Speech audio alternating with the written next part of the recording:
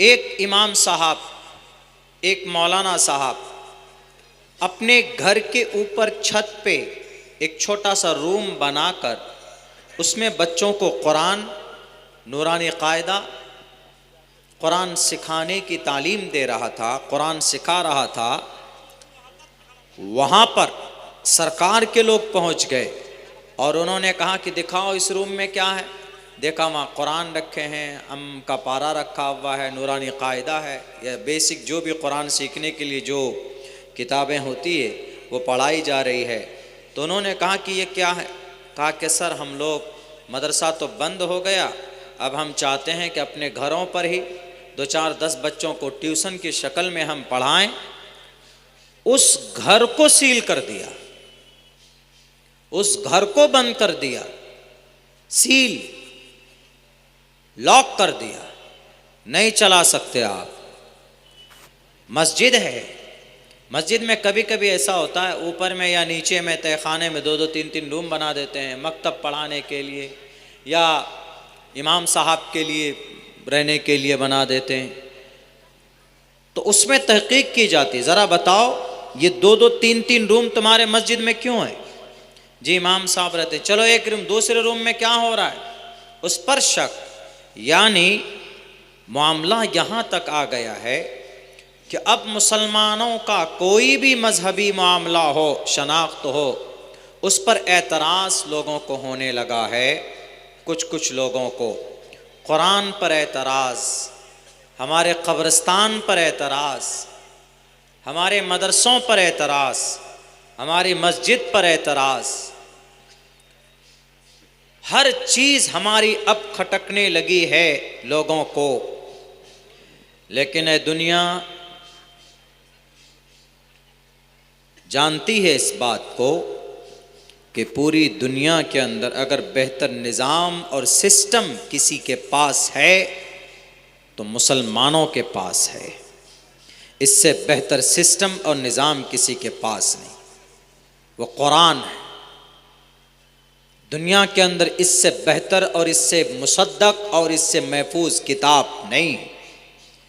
कुरान को अल्लाह ने नाजिल किया। आप लोग कहेंगे कि मौलाना तौरेत भी तो अल्लाह ने नाजिल किया, ज़बूर भी तो अल्लाह ने नाजिल किया, इंजील भी तो अल्लाह ने नाजिल किया। ठीक है, सच है, लेकिन तौरेत की हिफाजत नहीं की गई और अल्लाह ने तौरेत को नाजिल किया, हिफाजत की जिम्मेदारी नहीं ली। तौरेत बदल दिया गया जो हज़रत मूसा पर नाजिल हुआ था। और तौरेत में एक ही मजमून था, क्या? अल्लाह की इबादत करो, अल्लाह को एक मानो। ज़बूर में भी वही था, इंजील में भी वही था, एक मजमून।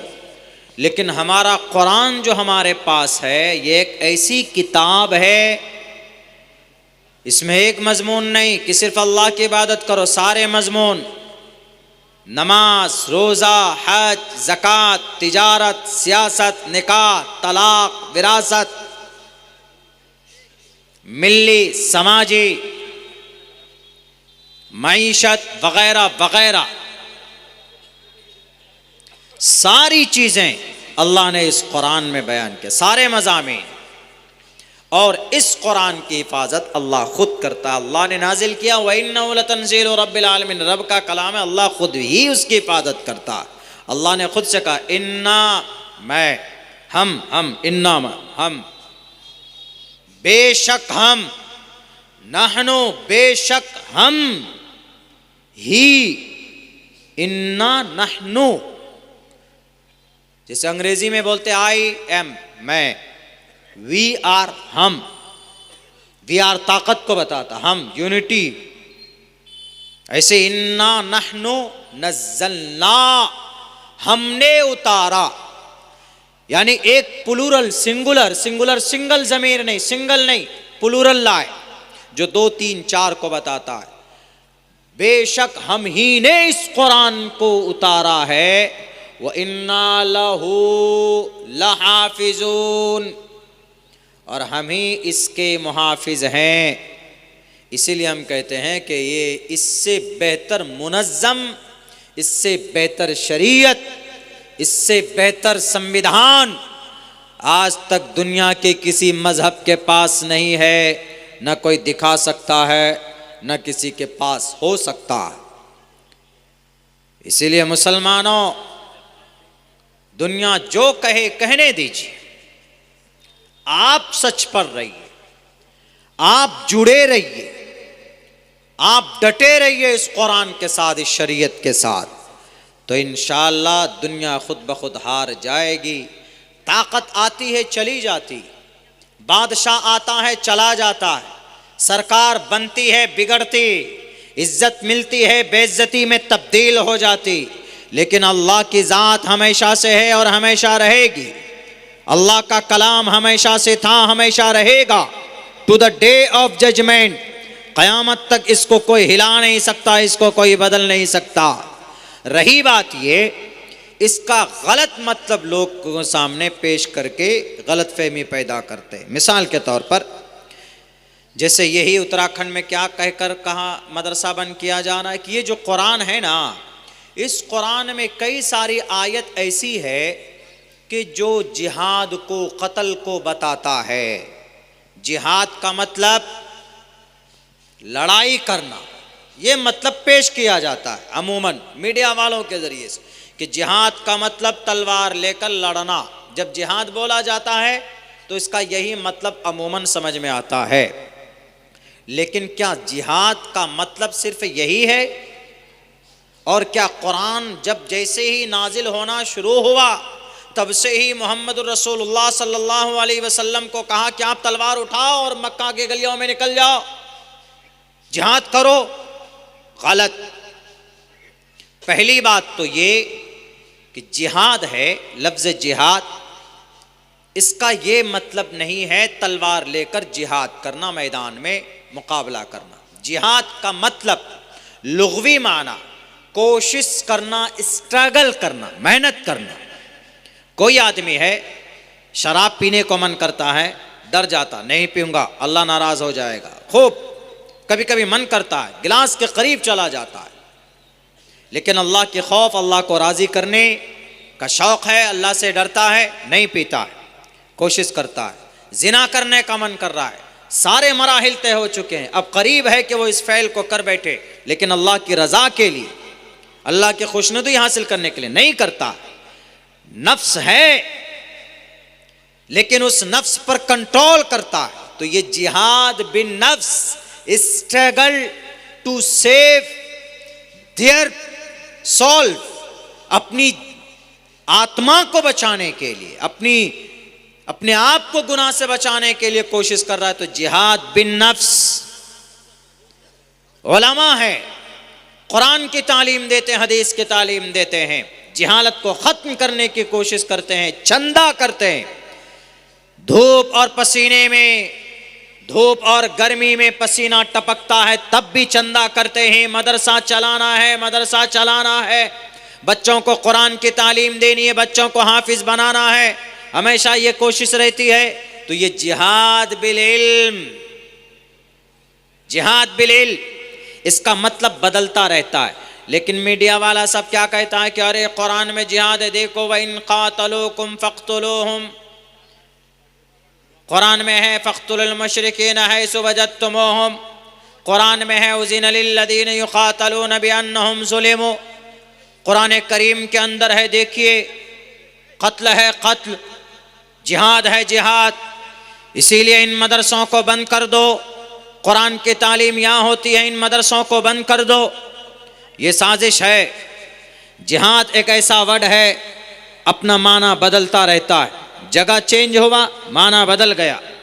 जैसे एक लफ्ज़ है आई लव यू, गैर महरम लड़की को कोई लड़का बोलता है तो इसका मतलब होता है चप्पल माल मार कर उसका सर का बाल उड़ा दो।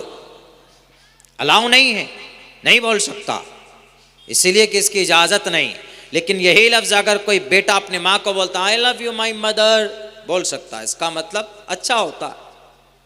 यही लफ्ज़ है बाप को बोलता है I love you my brother, I love you my father, अब्बा हम आपसे बहुत प्यार करते हैं, कोई मतलब नहीं, अच्छी बात है।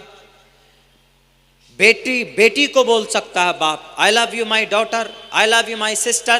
भाई बहन को बोलता है normally, I love you my mother, mummy मैं आपसे बहुत मोहब्बत करता हूँ, मैडम है, मोहतरमा है, बीवी, I love you my wife, बोल सकता है।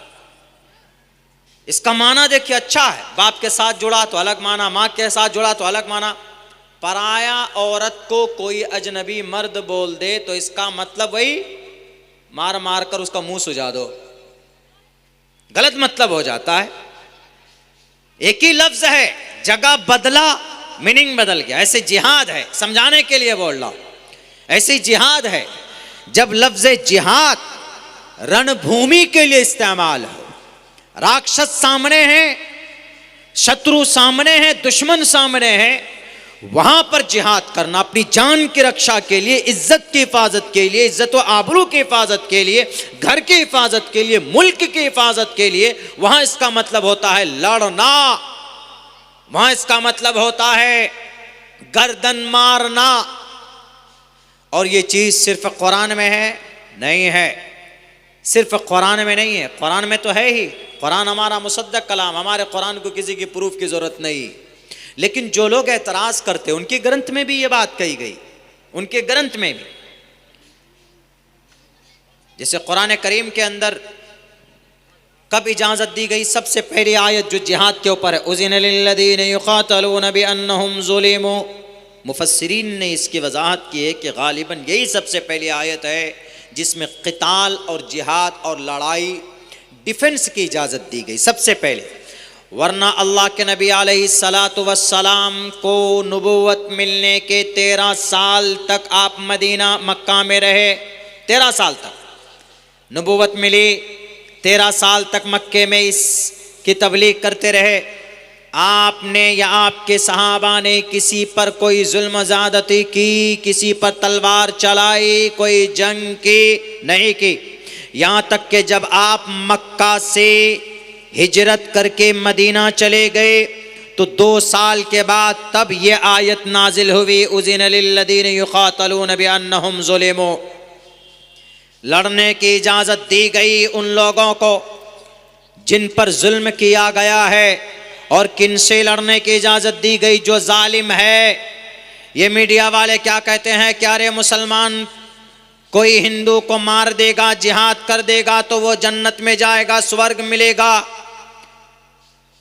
ए जाहिल मीडिया वालों, इस कुरान को समझना है तो हम जैसे तालिबे इल्म को 9 साल खर्च करना पड़ता है, इसके बारीक अल्फाज को जानने और समझना चाहते हो, एक एक लफ्ज की वजाहत चाहते हो तो मदरसे में जाना होगा। 1 साल 2 साल 3 साल तक ग्रामर को पढ़ना होगा, नहव को पढ़ना होगा, सर्फ को पढ़ना होगा। उसके बाद जो चीज़ें आपको कुरान की आयत से समझ में ना आए, बुखारी उठानी पड़ेगी, मुस्लिम शरीफ को उलटना होगा, अबू दाऊद में नज़र करनी पड़ेगी, तिरमिजी को उलट कर देखना होगा, तब जाकर आपको समझ में आएगा कि अल्लाह क्या कहना चाहता है। ज़ाहिरी लफ्ज़ को देखकर उस पर फतवा लगा देते हैं मीडिया वाले। क्या? अरे कुरान में देखिए क्या कहा, उज़िन लिल्लज़ीना युक़ातलूना बिअन्नहुम ज़ुलिमू, इजाज़त दी गई है लड़ने की कुरान में, लेकिन आगे नहीं देखते किन से किन को इजाज़त दी गई। जिन बेचारों को घर से निकाल दिया गया, जिन बेचारों को तड़पा तड़पा कर मारा गया। अल्लाह के नबी अलैहिस्सलाम को नबूवत मिलने के 13, 14, 15 साल बाद तब लड़ने की इजाजत दी गई। 15 साल के बाद, 15 साल के अंदर कहीं पर भी मोहम्मद रसूलुल्लाह सल्लल्लाहु अलैहि वसल्लम को डंडा उठाने की भी इजाजत नहीं दी गई अल्लाह के तरफ से। और ये फिर वेदों में भी मैंने मंत्र पढ़ा, रुद्रवो गिरीवाशनैत पिशाच अव ब्रह्मा दुविशो जहितुवम तुर्यतरुषतः सत्यम विभाजनी। जहां शत्रु मिल जाए, शत्रु मतलब दुश्मन, राक्षस, दुश्मन भी नहीं राक्षस मिल जाए, नास्तिक मिल जाए, राक्षस मिल जाए, वो भी राक्षस ऐसे नहीं राक्षस है कोई आदमी जालिम है, बहुत बड़ा डाकू है, लेकिन अगर उससे आपको नुकसान नहीं है तो आप उसको मार नहीं सकते, आपकी इजाजत नहीं मारने। अगर वह आपको नुकसान पहुंचा रहा है, आपके घर को नुकसान पहुंचा रहा है, आपको तकलीफ देना, आपकी जान को खतरा है उससे, तो वहां कहा गया अव ब्रह्मादुविशो जही तुवम तूर्य तरुष्यतः सत्यम विभाजनी। तो ऐसे शत्रु का सर तन से जुदा कर दो जो ईश्वर को न मानता हो, ईश्वर का नास्तिक हो, लोगों को तकलीफ पहुंचाता हो, और उसका बचा हुआ माल आपस में बांट कर खा लो। ये बात वेद में कही गई,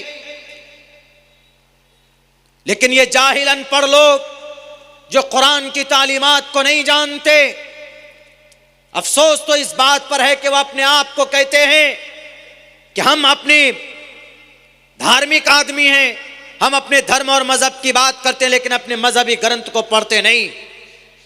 यह कुरान किसी पर जुल्म करने नहीं आया, अल्लाह के नबी ने किसी पर जुल्म नहीं किया, किसी पर तशद्दुद नहीं किया।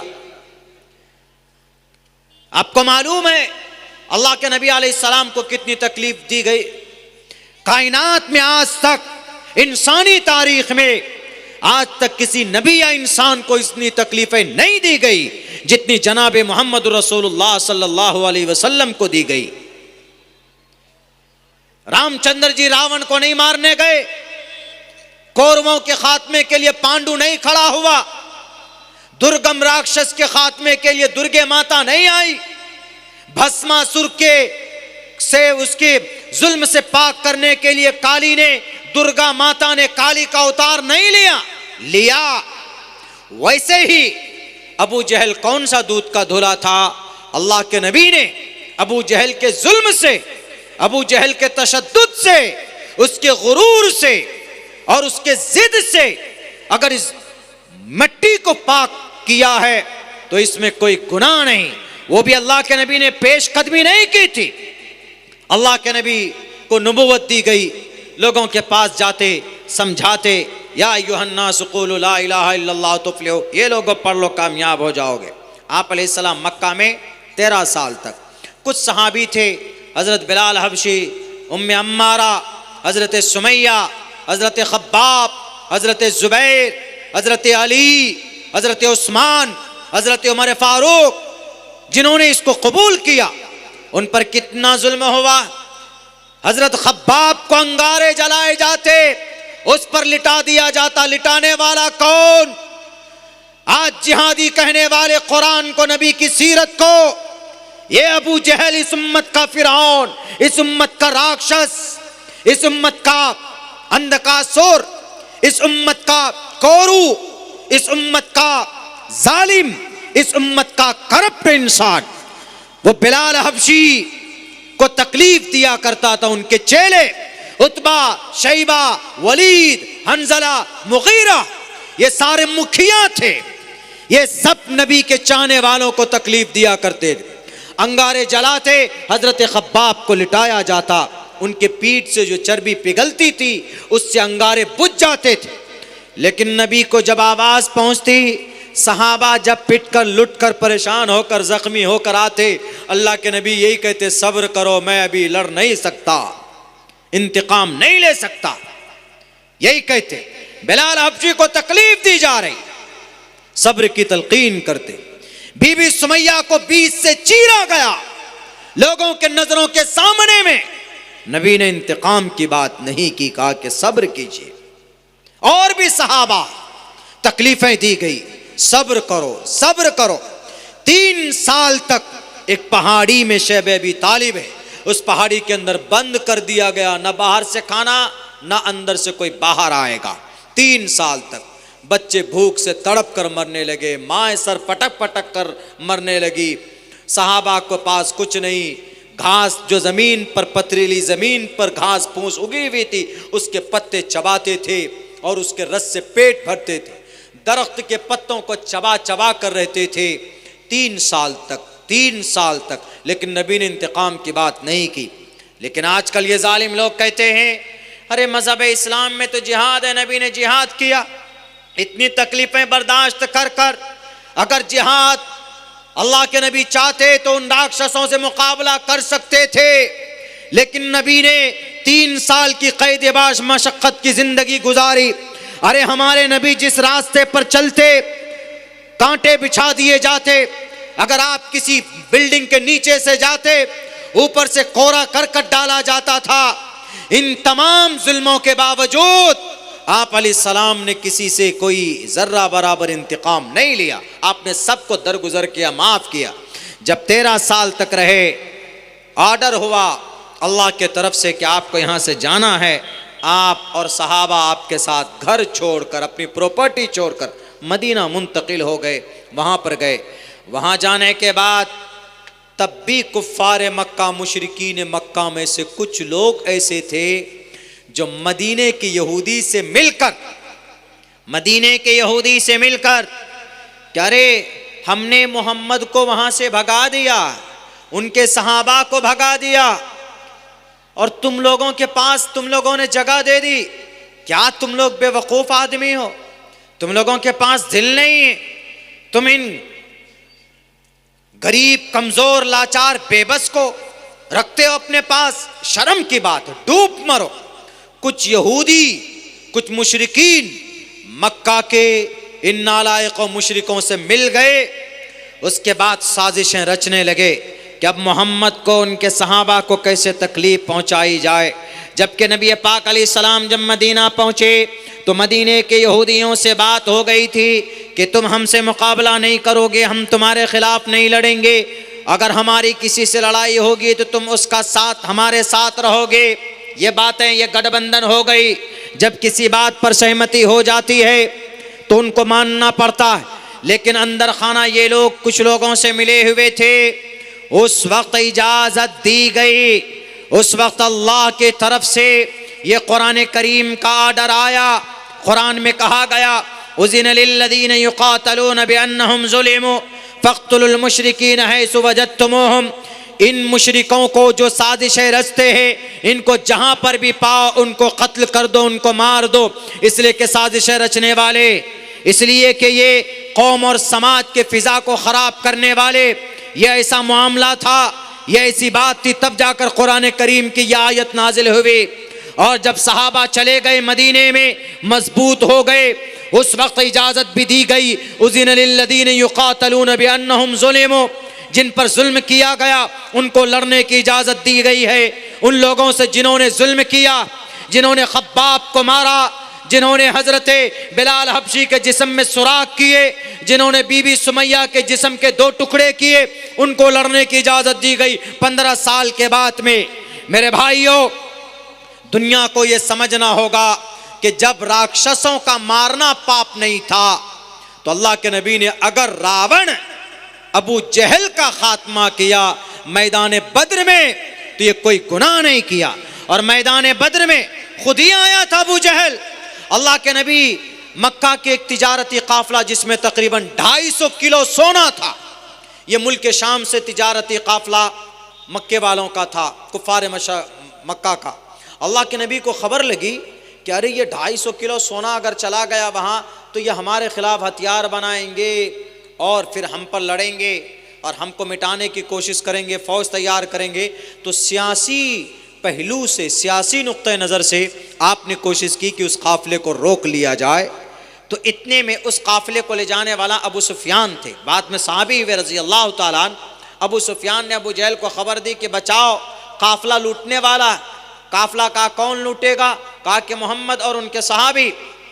फौरन खबर पहुंची तो अबू जहल 1000 आदमी को लेकर निकला वहां से कि आज तो खैरियत नहीं, चलो आज मुकाबला करेंगे। जब वो वहां से निकलते हैं, पता चला अबू सुफियान ने फिर कहा कि अब आने की ज़रूरत नहीं है, हमारा काफिला हमने बचा कर निकाल लिया दूसरे रास्ते से। तो कुछ लोगों ने अबू जहल से कहा कि अबू जहल अब जाने की ज़रूरत ही नहीं, काफिला तो निकल गया बचकर, 250 किलो सोना हमारा बच गया। 1000 ऊँट थे, 250 किलो सोना था, एक बहुत बड़ी दौलत थी उस वक्त में। आज के ज़माने में भी बहुत बड़ी दौलत है। 250 किलो सोना यानी 2.5 क्विंटल सोना। 250 किलो ज़्यादा है, 2.5 क्विंटल नहीं बोलेंगे उसको। 250 किलो सोना में आज कितने करोड़ और कितने अरब, मिलियन, बिलियन डॉलर हो सकते, पैसे हो सकते जिसका अंदाज़ा नहीं। तो अबू सुफियान ने कहा अबू जहल से आने की ज़रूरत नहीं, लेकिन अबू जहल को अपनी ताकत पर नशा, अपनी ताकत पर गुरूर और अपनी ताकत के नशे में चूर। उसने कहा कोई बात नहीं, हमारा काफिला निकला तो क्या हुआ, हम जाएंगे, हम मोहम्मद और उनके चाहने वालों का खात्मा करके वापस आएंगे। शराब, शबाब, कई सारे ऊंट ज़िबा किए जाते, दावतें की जाती, मजे किए जाते कि नहीं खात्मा करना है। मेरे भाइयों, निकला पूरे गुरूर के साथ अपनी ताकत के नशे में चूर होकर कि नहीं किसी को नहीं बख्शा जाएगा। अल्लाह के नबी को खबर मिलती है कि अबू जहल तो आ रहा है। ऐसी सूरत में जब पहुंचा, अल्लाह के नबी के पास ये खबर पहुंची तो आप अलैहिस्सलाम ने जल्दी जल्दी आनन फानन को सहाबा को जमा किया। 313 सहाबी को लेकर मैदान बद्र में पहुंचे। अबू जहल पहले से पहुंच चुका था। वहां पर अबू जहल ने पेश कदमी की। अल्लाह के नबी जंग नहीं चाहते थे, लेकिन अबू जहल ने कहा कि नहीं, हम खात्मा करके आएंगे। अल्लाह के नबी अलैहिस्सलाम पहले कहते, अल्लाह के नबी की हदीस है कि जंग की ख्वाहिश मत करो, जंग का मुतालबा भी मत करो। हाँ, अगर जंग की नौबत आ जाए तो फिर पीठ फेर कर भागो भी मत, मुकाबला करो। उनके नजरों में नजरें डालकर, आंखों में आंखें डालकर उनसे मुकाबला किया जाए। मेरे भाइयों, अल्लाह के नबी ने 313 को लेकर, उनमें से नौजवानों, कुछ नौजवान भी थे। कितनी साल की उम्र थी हजरत मुआज और मुअव्विज की, जिसने इस उम्मत का फिरौन अबू जहल का खात्मा किया। 13 और 14 साल का नौजवान। आज हमारा 14 साल का नौजवान, 13 साल का नौजवान मोबाइल के अंदर अपनी जिंदगी गुजारता है और बर्बाद करता।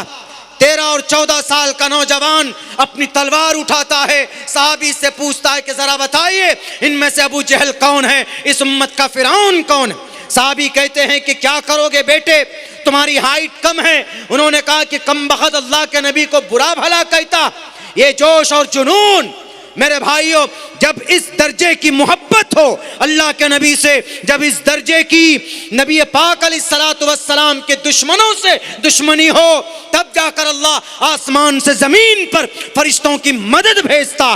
तब ये नौजवान गए, अबू जहल को उछलकर उसकी पिंडली पर तलवार से वार करता है। अबू जहल दर्द की ताब न लाकर गिर जाता है, घोड़े से नीचे गिरता है।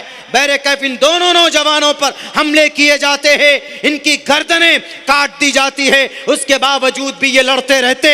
इस उम्मत के फिरौन अबू जहल का खात्मा सबसे पहली जंगे बद्र में की गई। मीडिया वालों, अगर जंगे बद्र में अबू जहल का खात्मा करना पाप है तो फिर श्री कृष्ण जी से पूछो कि कौरवों का खात्मा क्यों किया। हस्तिनापुर की धरती पर महाभारत में और गीता के अंदर में खुले लफ्जों में है, धर्म क्षेत्रे कुरुक्षेत्रे समवेतायुत्सवः मामका पांडवाश्चै किम कुर्वत संजयः। धरतराष्ट्र ने संजू से कहा कि जरा बताओ मेरे कौरव और पांडु में कौन जीत रहा। अगर जालिम को मारना पाप है तो रावण को क्यों मारा श्री रामचंद्र जी ने। गिलहरी और बंदर और जनाब वानर सेना को लेकर जाकर लंका के रावण के पूरे किले को जलाकर भस्म किया। अगर राक्षसों को मारना पाप है तो दुर्गे माता से पूछा जाए कि तुमने दुर्गम राक्षस का वध क्यों किया। लेकिन ये साफ वाजे है, वेदों में है, खुले लफ्जों में है कि रुद्रवो गिरीवा अश्रयत पिशाच अव ब्रह्मादु विशो जही तुवम तूर्य तरुष्यतः सत्यम विभाजनी। सत्यता को स्थापित करने के लिए अगर राक्षस सामने आ जाए तो उसका वध करना ज़रूरी होता है। मेरे भाइयों, मेरे साथियों, ये हैं वो सारी बातें जिसका ताल्लुक़ शास्त्रों से है, जिसका ताल्लुक़, जिस पर एतराज़ है वह हमारा कुरान है। लेकिन हर ज़माने में कुरान पर एतराज़ हुआ है, हमारी शरीयत पर एतराज़ हुआ। लेकिन क्या शरीयत बदल गई?